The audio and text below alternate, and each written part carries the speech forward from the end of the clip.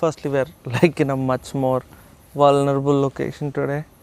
Like, I have all of these lights on just for me, and it's like 1 in the morning, and I'm not too sure I'm allowed to do that, but that's okay. Um, yeah, I think I'm gonna start this video off by just talking about how flawed we all are as human beings, maybe, or rather all the sets of defects we kind of inherited from the production line, or the way we were raised. And yeah, everyone has like a bunch of defects. It is human to have defects. You wouldn't be human if you didn't have defects. Yeah, let me just talk about myself, and I guess I trust you'd be able to infer what I'm talking about. Like, yeah, I mean, I hope it I hope it makes sense. Yeah, so like maybe a while ago, I kind of fell apart with this friend, and they were great. They were great. They were wonderful. While it lasted, and I thought I was treated rather unfairly at the end. Yada yada yada. And during like the grieving period, and I mean this is like a well-known period of grief, wherein you're kind of angry at the person as well. Anger isn't like the inherent issue to it. You kind of wish some bad stuff upon them, maybe, and they are most likely against your values, or they were against my values. Things that I found myself absolutely supporting them for. I could no longer get myself to wish them happiness, or wish them the best in life, or whatever. And well, believe it or not, that is a psychological defect, because emotions, and the way society teaches us about emotions, or there's a dog. Yeah, anyway, I think I'm just going to continue this video. So the way society teaches us about emotions is, sadness is kind of frowned upon. I don't really, or rather oh, come on, man, go away. Yeah. That was weird. Yeah, so the way society kind of tells us about emotions, sadness is kind of looked at as like a bad emotion. You see this in Inside Out as well. It's not up until the very end that they realize, oh wait, sadness is an important emotion too. Sadness, anger, all of them.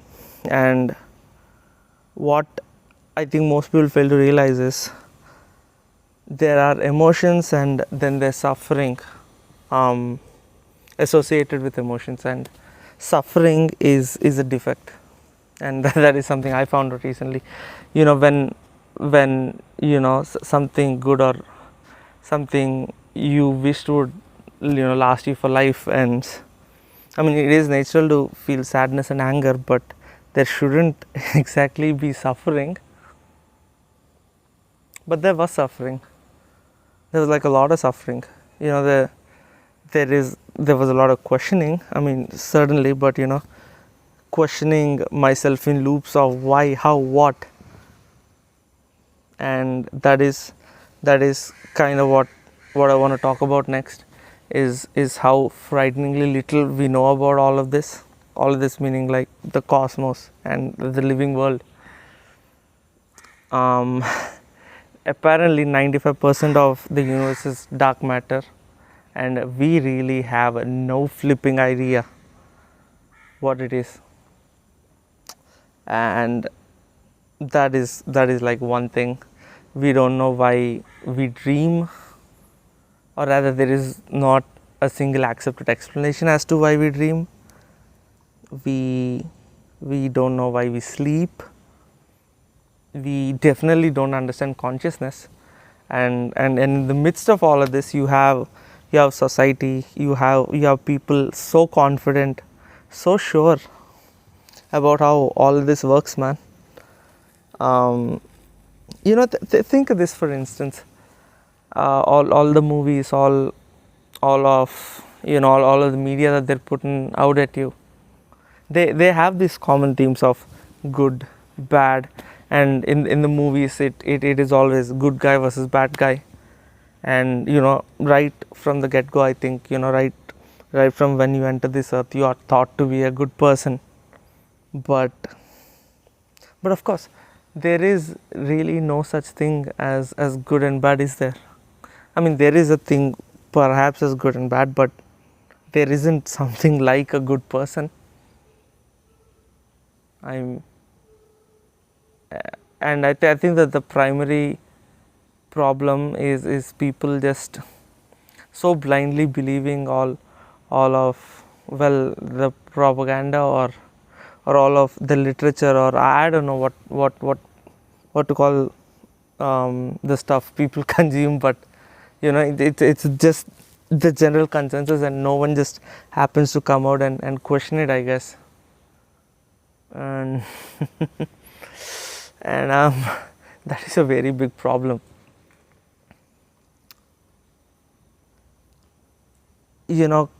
Back to the example of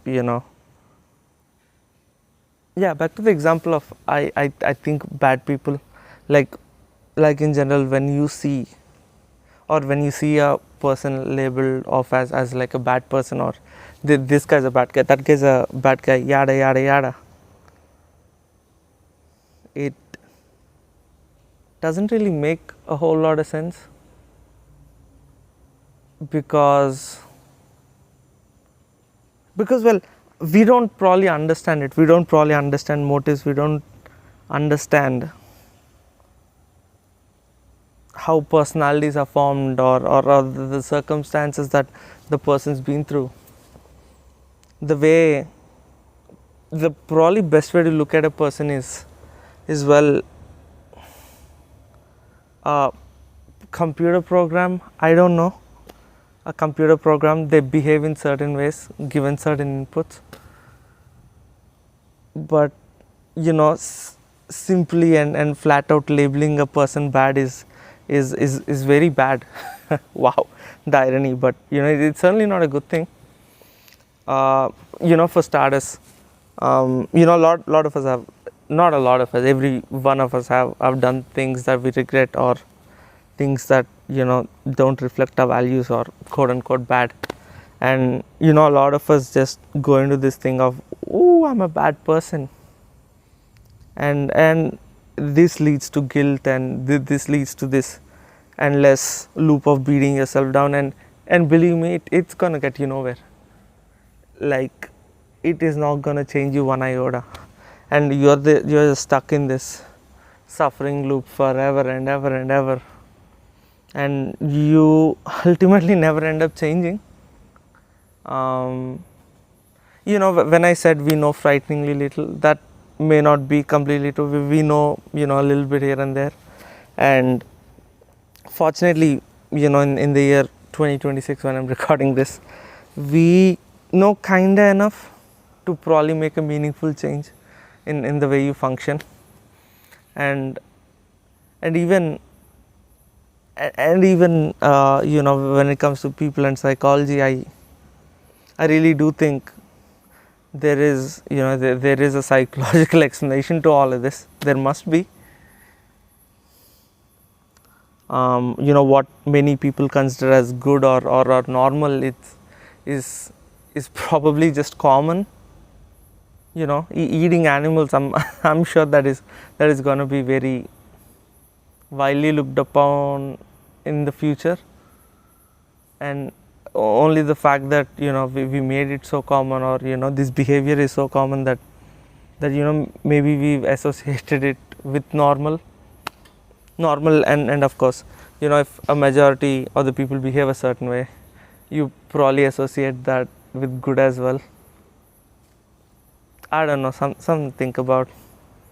And I think the point of this video is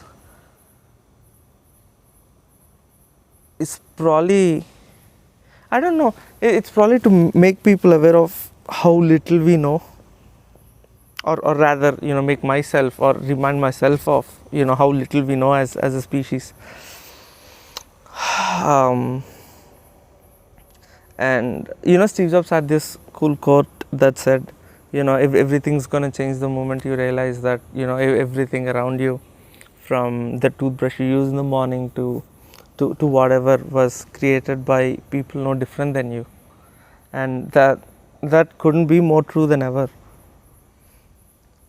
And especially when you hear people say don't overthink it, or people say, yeah, no, that's just how it is, this is my personality, or this is just how the world works.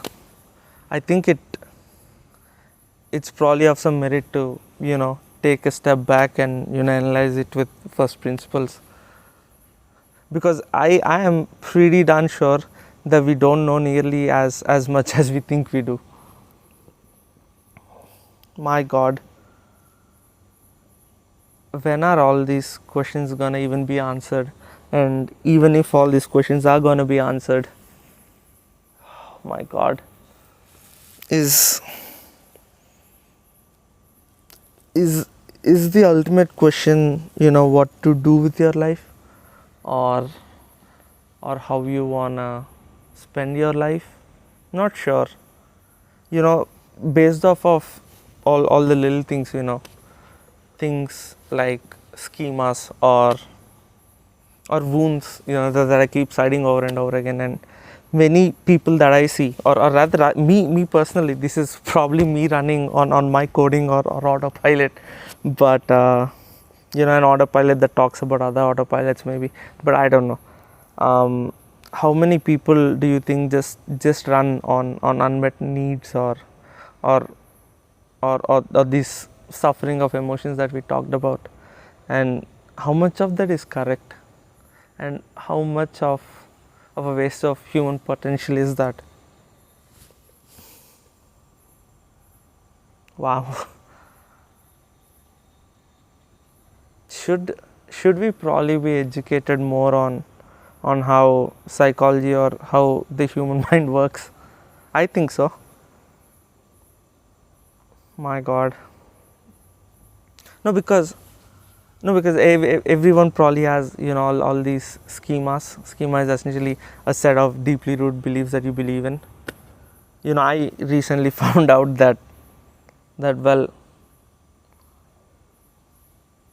what very much appeared to be true to me was I thought I needed, like, a co-author or another person to, I don't know, to make me whole, happy, or in this whole journey of self-discovery or understanding the world per se. But when in reality I just realized it was one of my wounds, doing all the talking. And I think a lot of the reason why I believed what I believed was, first point, it looks so true to you, and second point is because of, well, the generally accepted consensus. I don't know why media or people just keep pushing the belief of a person magically appearing and coming to save you, when first principles thinking or the scientific consensus is no, bro. People have their own wounds, and can you imagine how complicated it's gonna get for someone to come out and save you? My God. Saving yourself is like quite a big deal in and on itself, unlearning all the things you've been taught, and the kind of person that you want to be. Something definitely to think about is